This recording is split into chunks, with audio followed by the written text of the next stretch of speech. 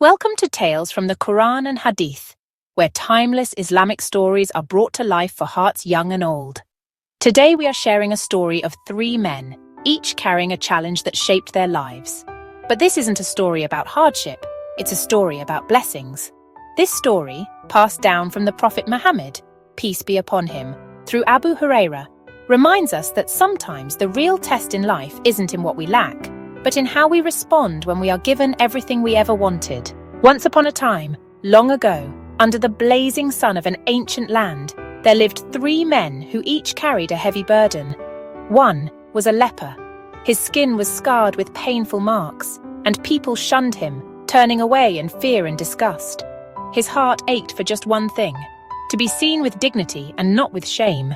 The second was bald, and his bare head drew ridicule. Whispers followed him. Mocking laughter stung his ears, and though he longed for respect, he was judged only by his appearance. And the third was blind. Darkness was all he knew. He had never seen the faces of those he loved, nor the beauty of Allah's creation. The sky, the mountains, the stars. His soul yearned for the gift of sight, to behold the world that others described, but he could never see. Three men, three journeys, and a powerful lesson that still speaks to us today. One day, Allah sent an angel to test them, but the angel did not come with wings or blazing light. He came as a simple man, humble in appearance, walking under the scorching sun. The angel first visited the man with leprosy. He looked at him with kindness and asked, "What is the thing you desire most?" The man, weary from years of rejection, whispered, "Clear skin, so that people will no longer turn away from me." The angel gently touched his skin, and before his very eyes the scars faded. His skin became smooth and healthy, glowing with life. For the first time, the man looked into the world without fear of shame. The angel then walked to the bald man. He smiled and asked, "What is it that you desire most?" The man lowered his head and said, "Beautiful hair, so that people will no longer mock me." The angel placed his hand upon the man's head, and suddenly, thick black hair grew, soft and full, shining under the sun. The man touched it with disbelief, his heart racing with joy. Finally, the angel came to the blind man. His voice was soft as he asked, "What is it that you long for the most?" The blind man's eyes filled with tears as he said, "To see the world and the people I love." The angel touched his eyes, and light flooded in. For the first time, he opened his eyes and saw the sky, the trees, the face of the one who spoke to him. His heart overflowed with gratitude. The angel then asked each man, "What wealth do you desire?"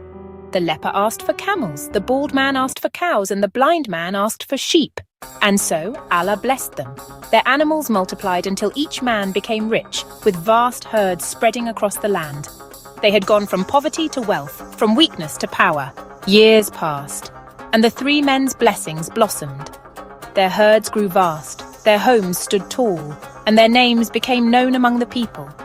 What was once hardship had turned into comfort and wealth.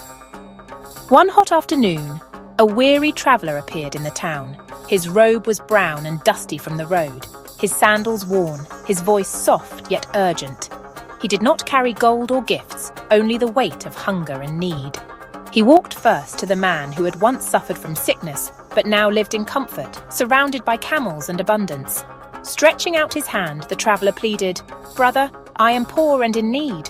Please grant me something so that I may live." The man, now proud and secure, looked down at him coldly. His voice was hard as stone when he replied, "I worked for what I have. This wealth is mine, inherited from my fathers. I owe you nothing." The traveller's eyes saddened. He whispered a curse, saying that if his words were false, then Allah would return him to what he once was.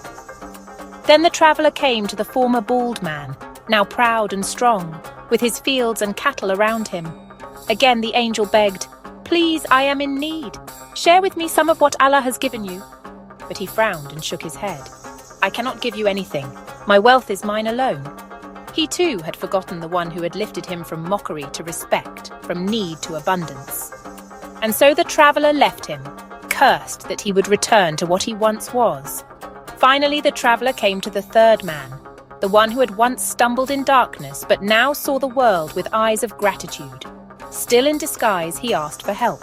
The man's face lit up with kindness.